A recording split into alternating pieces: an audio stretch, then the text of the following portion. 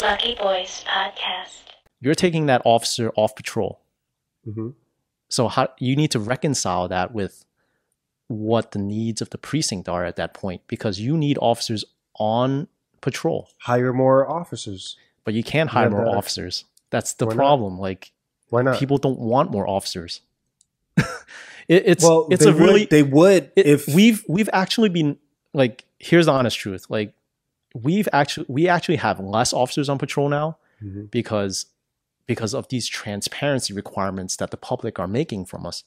So with the body cams, right? For example, you had to create a whole division to review all this body cam footage.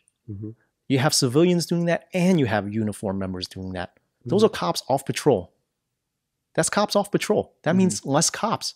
The number hasn't increased for cops. But you have to address the training. Look, anybody that works in pharmaceutical, anyone who's a doctor, anyone who's in any part of this era, the world changes so fast. That's just part of the monster. If you're not changing, you're being left behind. Right. All right. And you cannot keep forcing the old ways. It just doesn't work. You have to evolve and change with the times. Any company that does not do that, it doesn't survive. Blockbuster, perfect example, right? They didn't even take Netflix seriously. Yahoo, same thing. They didn't take Google seriously, right? Every company that's successful today that was several decades ago is because they was able to shift and grow their business and change with the times. I think for the police department throughout America to have a higher morale boost within the force and to have a better public perceptions, they need to change something. There needs to be big changes that'll make your jobs easier. But at the same time, we need to increase standards. We can't have the old ways. We can't bring 1970s, 1960 policing style into the year 2020. I don't think it works. Okay. Body cam, I like the idea of it. I mean, we're moving into a more digital area. Whether you like it or not, the world's changing. We have to change along with it. I don't think having less police officers are a good thing. I disagree with that. So whoever's saying that, but when you need the police, that's a whole nother story. But I do believe that police officers, I think $42,000 is ridiculous. With $1,000, you're making less than $50,000 a year for the next 5 years. What's the incentive for the police officer not to take a bribe somewhere, right? If someone's on a borderline and they're making life and death situations with their family, and somebody offers them a little thing under the table, that's a whole nother separate thing. But I don't believe that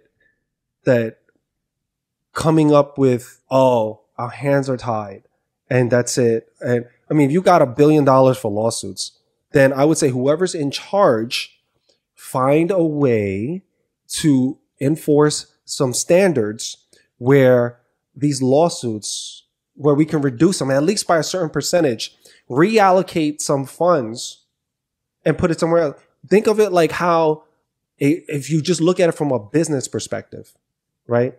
A business perspective, we would look at where are we spending money where we don't need to? Where can we cut costs so we can reallocate this that's not helpful, bring it over here, which will make our company better. So how do we take this budget here, decrease this because we don't need it as much anymore, bring it over here, reinvest back into the company, back into the infrastructure, back into the police officers, but in all the best ways. Maybe police officers need some psychologists, right? Somebody to help them through all that stuff, because there's also suicides that's I hear going on in force. Right. Training on the clock, right? And also it'll help them be more confident. I mean, like just me going out for a run, working out, I feel good about myself. And a lot of these police officers, if they're not working out, they're just, it's another day at the fucking job. I mean, it's terrible. As soon as you go out and you wear that uniform, it's you against the world. And the only person that's got your back is the other boys in blue. I get it. I get that mentality. But I don't think it's right. I think we need to kind of change that. I think we need to change the whole system. How we treat our police officers, how we train them, how we pay them. And therefore, and also the standards that they have with the public, I think we need to change. Right. I think a holistic approach to revamping everything is necessary. Like it's It's super necessary. Yeah, it's public perception, and it's also departmental as well. Now, I'm not going to say that we haven't been getting any training because NYPD has evolved with the times. Do you get ongoing training? So we do get ongoing training. We get requalified for weapons all the time. We get training for de-escalation tactics, active shooting scenarios. So we get all this training. We do get training, and we get refreshers in tactical combat situations, stuff like that. Okay. So it's not to say that we don't get any training and that we aren't evolving with the times by enhancing like our capabilities, either with digital phones, like to do our job more efficiently and all that. But it's just a lot of things that you have to do in order to really reform like things to the point where people are satisfied. And I think in general, people are never fully satisfied. But that doesn't shouldn't be a reason to. It's not a reason, no. To be paralyzed and say, well, we're not going to do it because they're never going to be satisfied anyway. And it's not just to satisfy the public. That's for the politicians to worry about. I'm talking about just having better policing.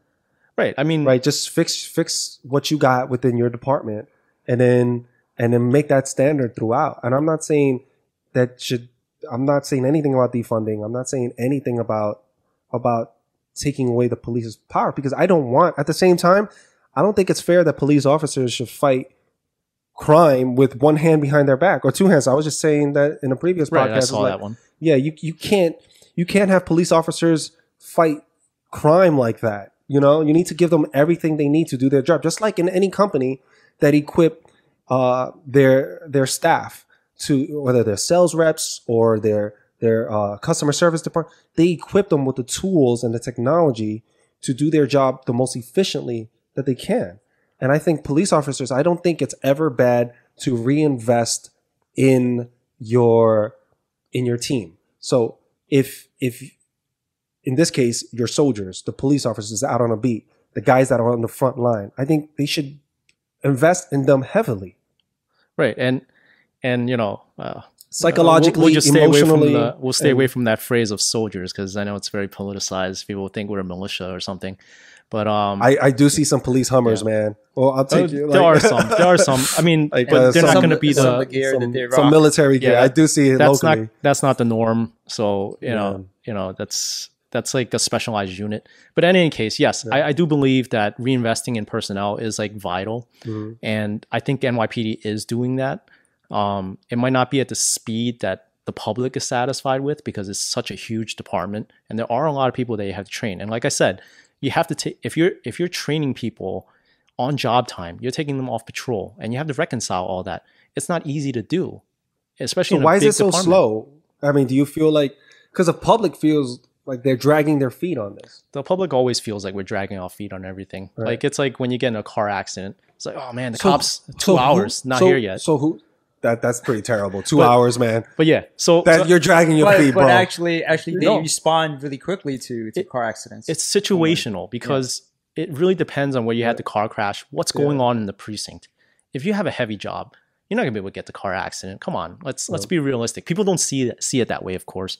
They're just like, oh man, these guys are so slow. Yeah, it's my situation. It's me. Yeah, it's selfish. No, come on, 2 hours. That's a long time. Bro. Yeah, 2 hours is a long time. If I got in a car accident with a stranger, I'm waiting, and we're both waiting. We had the count for traffic too, right? And Officer Rob didn't show up yet. You know what? I'm just gonna be like, yo, you want to just watch some Netflix together till they come? Like. You know what I mean? Like that's crazy. That's 2 hours is a long time, man. It's crazy. I mean, I'm already stressed out, man. My damn car got all messed up. But you have to realize, I gotta wait 2 hours to report this just so my insurance could clean this. Like it's nuts. But then again, like I said, like it's all a matter of like how you allocate personnel. Like if you don't have the personnel to respond to all these jobs, especially when they're all hitting you at once, it's very tough. And then when you're taking people off for training, on job training, it's very tough too. So it's a very complex issue. I think like when we simplify it, it's just, yeah, you can talk about solutions like all day long, like they're really easy to implement, but they're not that easy to implement. I don't think they're easy to implement. I don't think anyone thinks it's easy to implement, but we need to implement some of these ideas. So some of these ideas are a must-have.